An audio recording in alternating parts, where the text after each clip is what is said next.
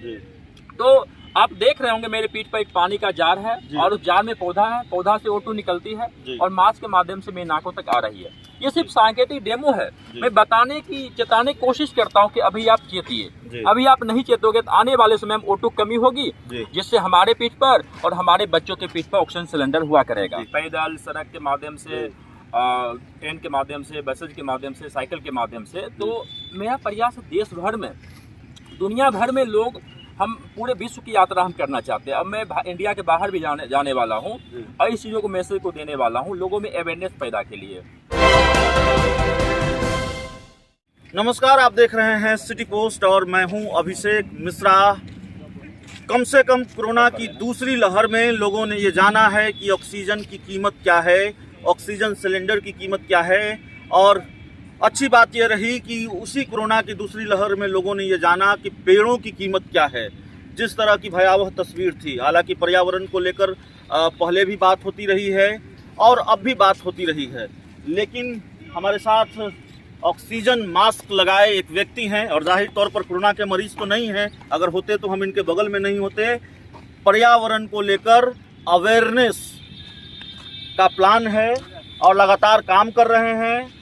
Mask के पीछे ये देखिए पेड़ है और पेड़ से पाइप है, पाइप जो मास्क पे जाता है।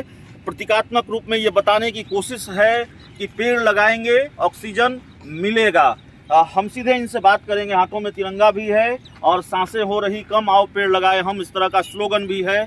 और कई लोग हैं जिनसे भी हम बात करेंगे, लेकिन पहले आप, क्या नाम हुआ सर आपका?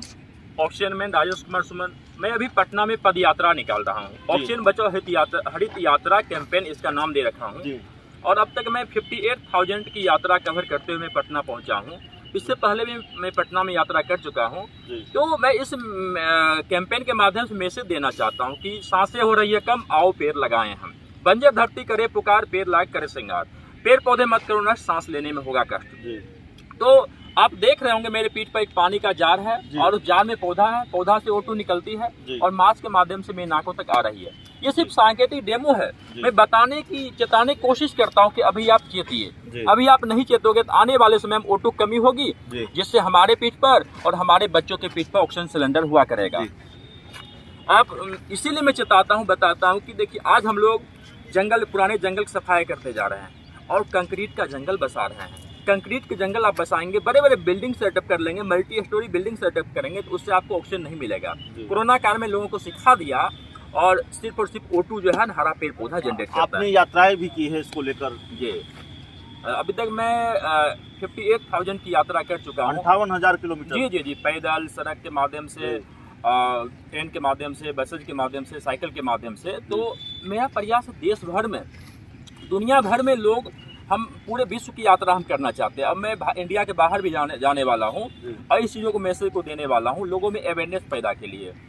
अभी देखिए बड़े बड़े मेट्रो का आबो हवा जहरीली हो गई है। अभी हम लोग पटना गांधी मैदान में खड़े हैं और यहाँ की AQI की बात करें, एयर क्वालिटी इंडेक्स होता है, वायु गुणवत्ता सूचकांक होता है, जो 0 से 60 के बीच होना चाहिए, बट यहाँ का मोर देन 300 होगा। अभी सरकार से किस तरह के सहयोग की उम्मीद है? आप जिस तरह की पहल कर रहे हैं, जिस चीज़ पर काम कर रहे हैं, सरकार से भी कोई उम्मीद होगी?